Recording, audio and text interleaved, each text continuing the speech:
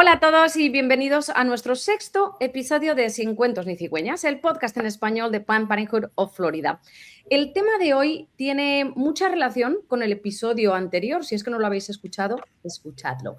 Y es cómo los estigmas culturales afectan nuestra salud emocional y sexual y la importancia de cuidar nuestra salud mental como parte de todo el bienestar integral. Para dar contexto a este asunto, os cuento, así a modo de notas, que la UNESCO señala que a nivel mundial los datos muestran que aunque muchos países tienen políticas y estrategias para implementar la educación sexual integral, realmente la implementación efectiva en las escuelas, en las aulas, sigue siendo bastante débil y también desigual, especialmente en países latinoamericanos. Y eso lo vamos a abordar en los próximos minutos.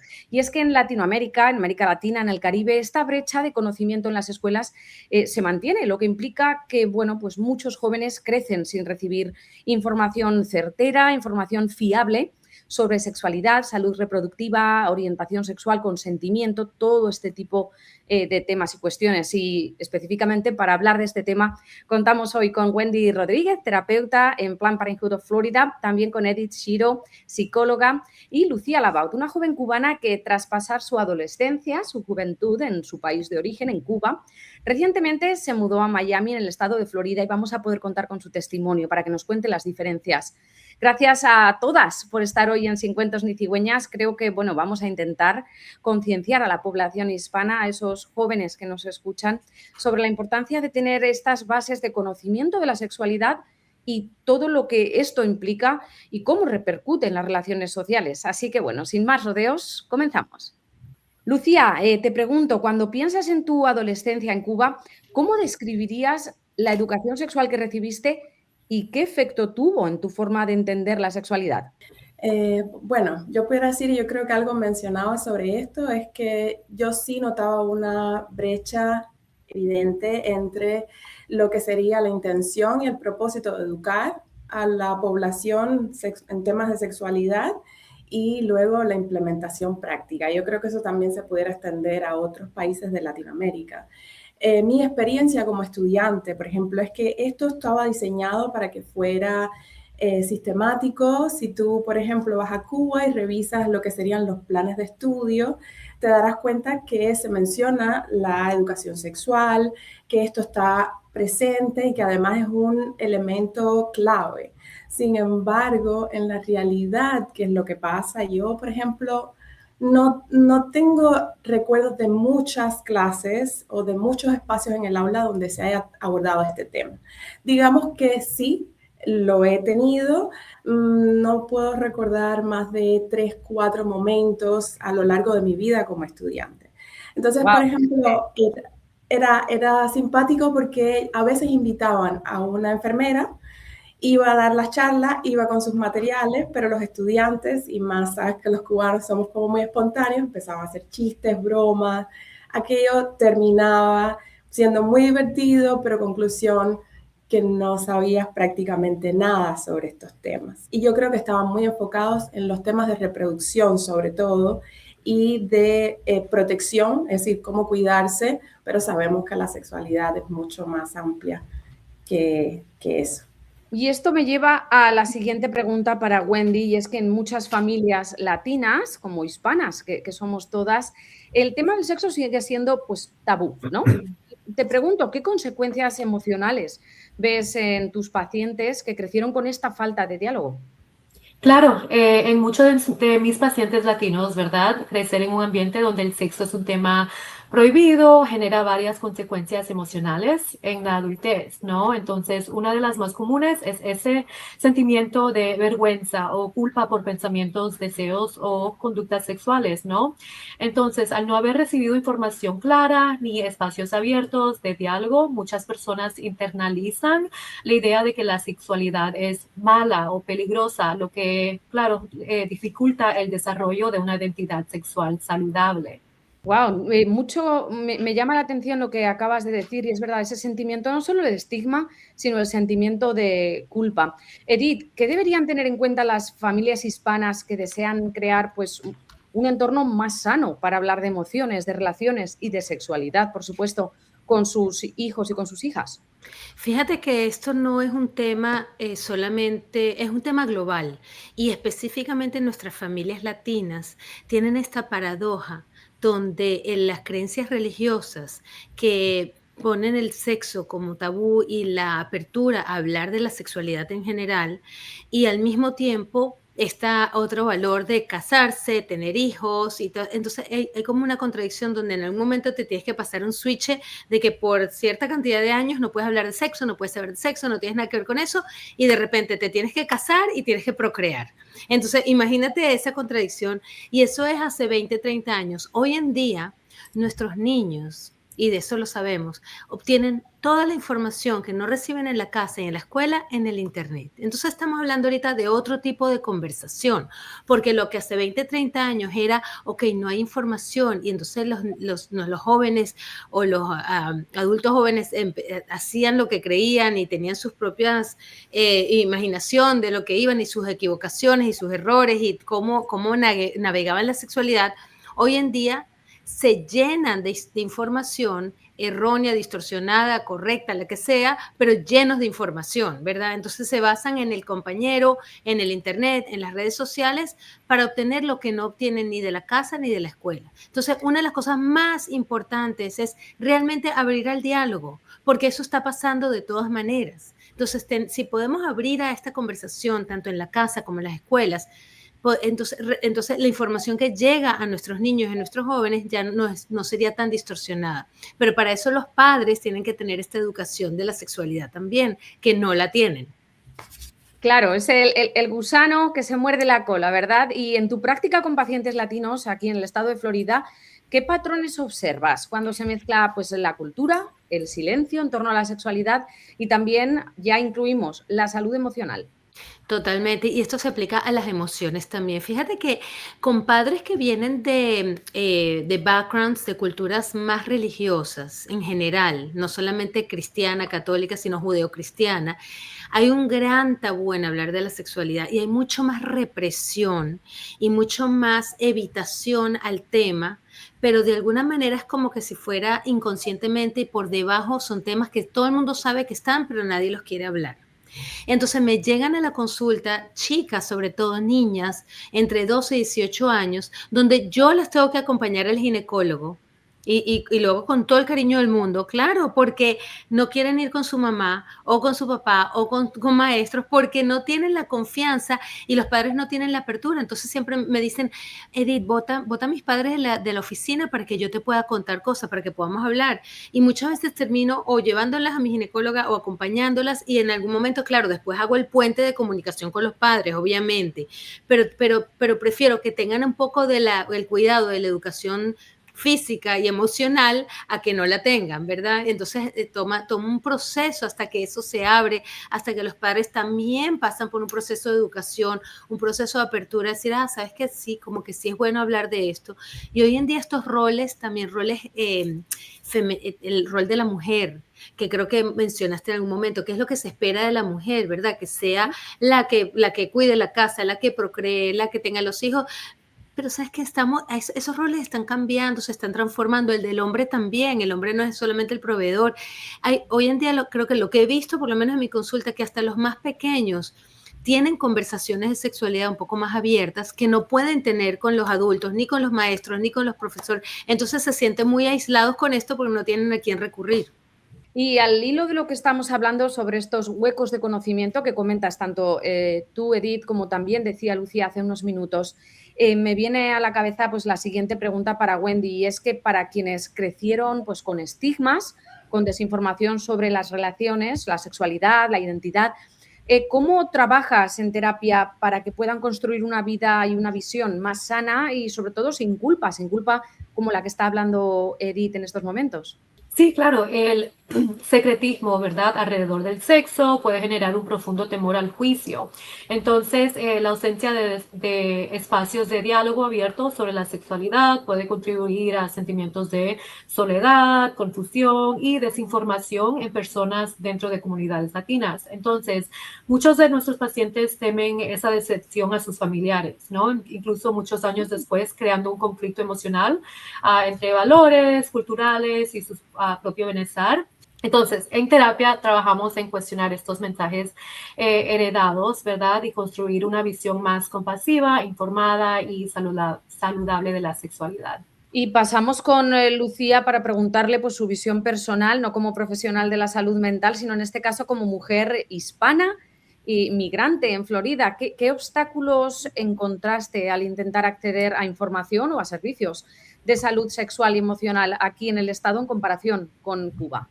Bueno, te puedo comentar, Clara, que no tenía idea. Yo creo que uno de los obstáculos es como las trabas mentales y como el desconocimiento que uno trae siendo emigrante.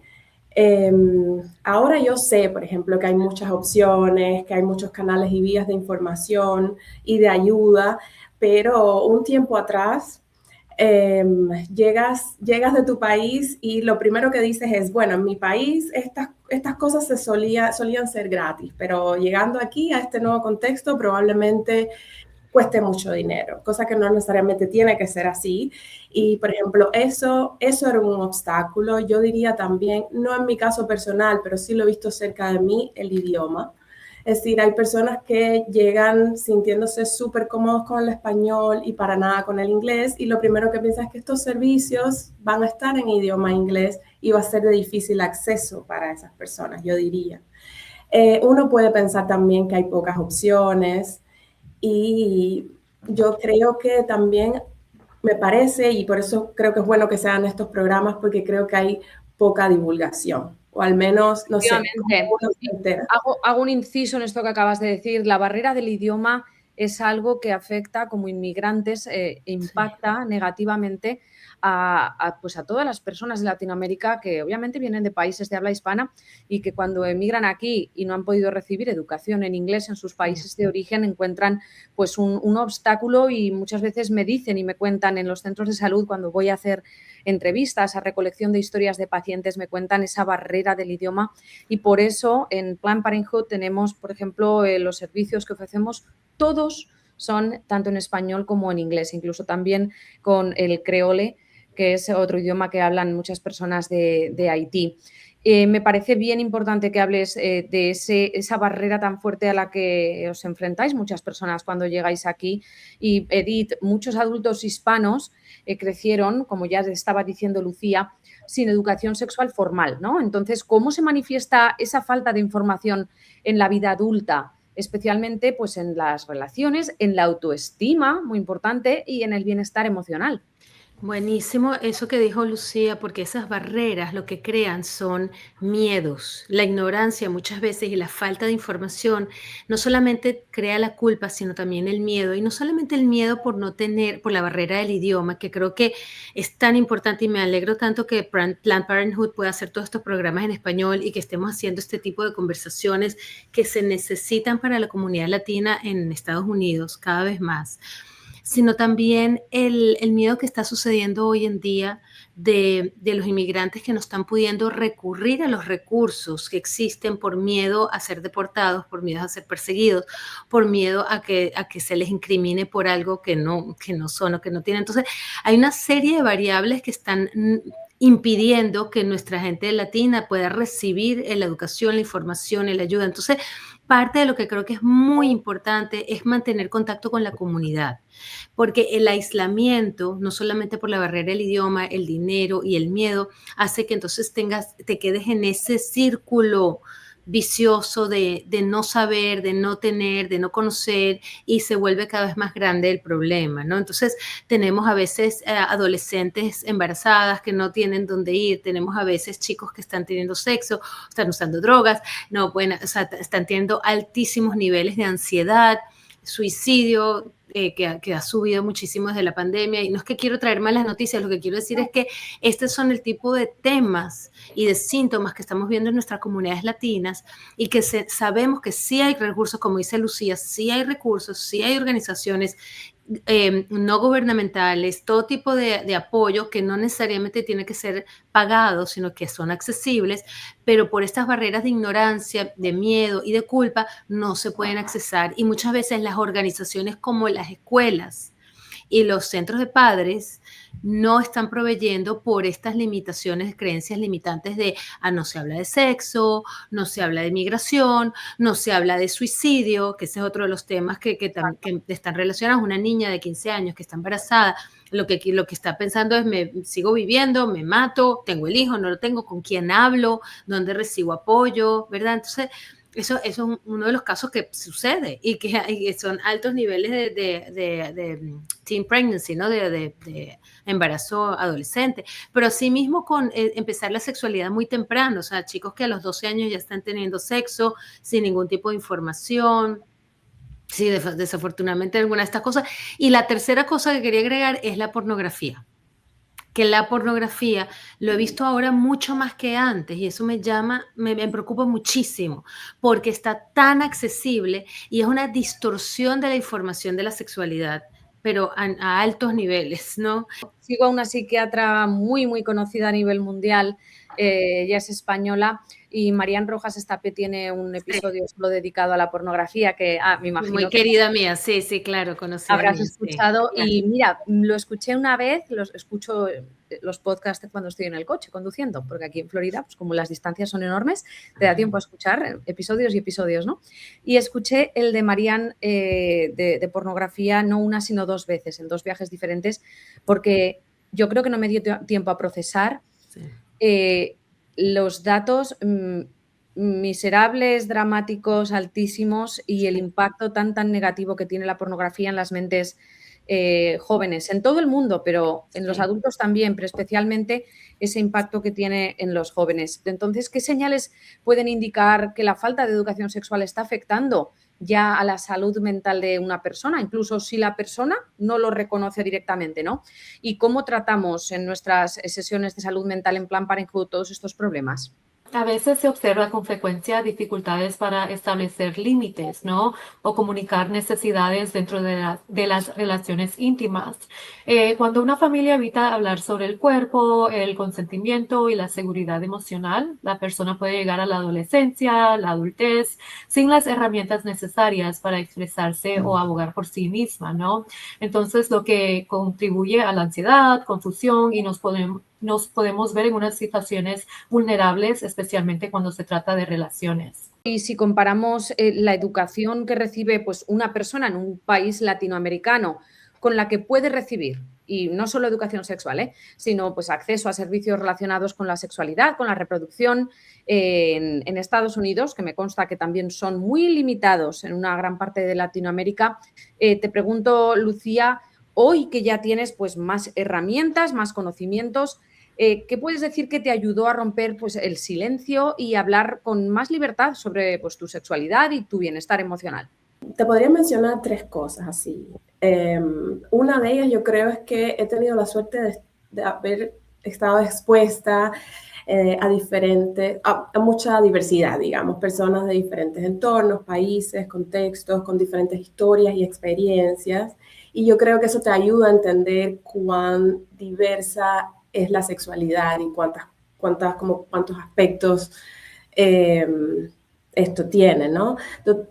También, por ejemplo, yo creo que la formación ha sido importante, yo diría más la formación que he hecho como especializándome dentro de mi misma carrera, es decir, haber estado en otros espacios más académicos donde ya se hablan estos temas, donde hay menos ignorancia al respecto, se habla más abiertamente.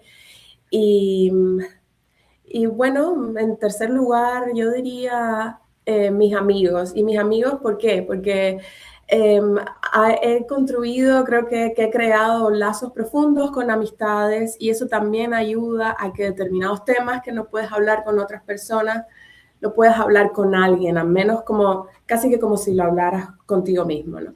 Yo creo que esas tres cosas te puedo decir que han ayudado. Y volviendo un poco para atrás, Edith comentaba antes, y también creo que tú, Lucía, has dicho algo de las ideas preconcebidas, ¿no? Heredadas de nuestras familias. Entonces, Edith, cuando una persona ya adulta quiere desmontar culpas, miedos, esas ideas heredadas sobre sexualidad, ¿qué pasos son los más prácticos que recomiendas para comenzar, pues, bueno, ese proceso de reeducación emocional?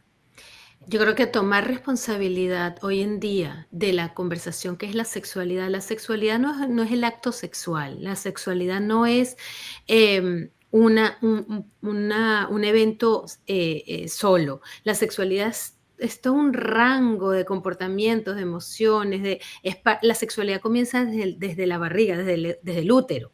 Entonces, ¿cómo no vamos a incluir la conversación sobre la sexualidad y el desarrollo sexual a todas las edades y a todos los niveles? Entonces, una de las cosas que creo que es importante es abrir a la conversación a los padres, primero que a los niños, en el sentido o al mismo tiempo que a los niños, pero si los padres no reconocen que han heredado una serie de estigmas, de tabúes y distorsiones que luego se las pasan a los hijos. Yo hablo mucho sobre el trauma intergeneracional y esto pasa mucho, por ejemplo, con abuso sexual. Cuando las mujeres, sobre todo, han vivido temas de abuso sexual, el tema de sexo es más tabú todavía y es más difícil de hablar todavía.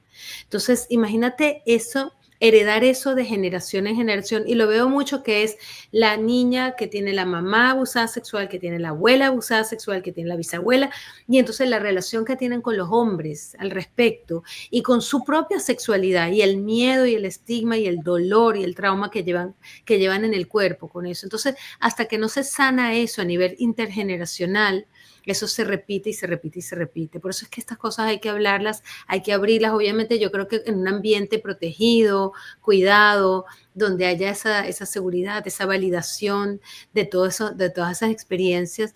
Pero si, lo que no se habla, sabemos, lo que se resiste persiste y sigue creciendo y se va volviendo cada vez más negativo, ¿no? Y además es una realidad distorsionada, es lo que se crean esas Sí. personas, ¿no? Fuera de su control, obviamente, y de su intención, pero al fin y al cabo van creciendo con una realidad totalmente distorsionada de lo que deberían ser no solo la sexualidad, como decía, sino ya pasamos pues a las relaciones sociales en general, porque todo está más que relacionado, ¿no?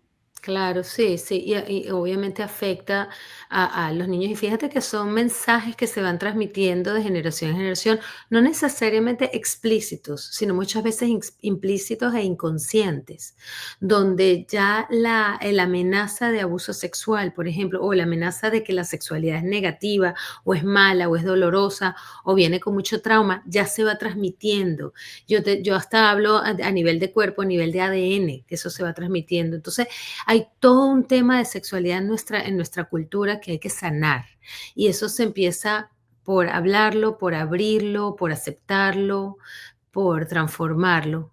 Totalmente de acuerdo. De hecho, yo creo que la idea clave de todo esto es que la educación sexual a día de hoy, también el tema de la reproducción, sigue siendo un estigma especialmente pues, latente en la comunidad hispana. Y como bien decís, creo que pues abrirnos, preguntar, tener una persona de confianza, como tú decías, ¿no? Esas chicas que acuden a ti para pedirte pues ese espacio de confidencialidad, de privacidad, donde puedan pedirte que les acompañes al ginecólogo, fíjate.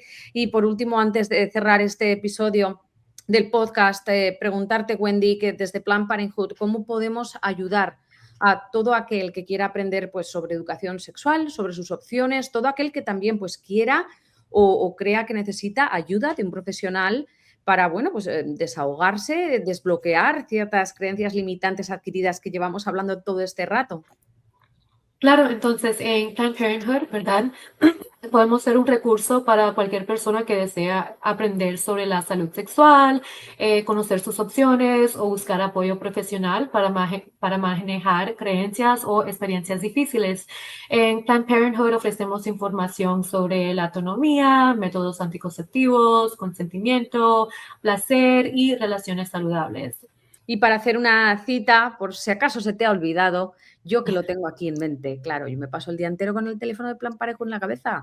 Entonces, para quien quiera, pues bueno, tenga dudas, quiera hacer una cita tanto de salud mental como con un educador sexual, en nuestro teléfono es 1-800-230 y la palabra plan, y también pueden encontrar en nuestra página web muchísimos recursos y cómo hacer una cita de forma digital desde la propia web en www.ppfl.org.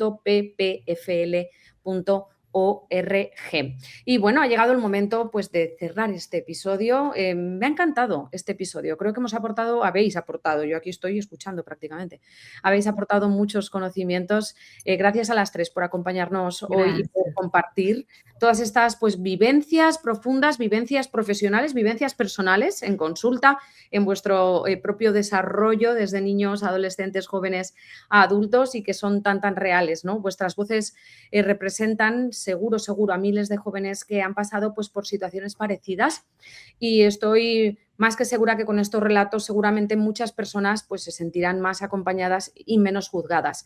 Gracias también a quienes están al otro lado del micrófono escuchándonos, por sintonizar, por seguir cada conversación, por formar parte de esta comunidad. Y con esto finalizamos el 6º episodio de Sin Cuentos ni Cigüeñas. Ya estoy trabajando para traer muy pronto el siguiente episodio. No olvidéis seguirnos en TikTok, en Instagram, en Threads, y también podéis pasar por el blog en español de Planned Parenthood, que por supuesto escribo yo, para enteraros de todas las novedades sobre salud sexual y reproductiva. Podéis suscribiros a Sin Cuentos ni Cigüeñas en las plataformas Apple Podcast, Spotify. Así que bueno, sin dar más vueltas a esto, nos despedimos, pero nos reencontramos muy pronto en el siguiente episodio. Hasta luego. Luego. Muchísimas gracias por la invitación. Gracias, Clara.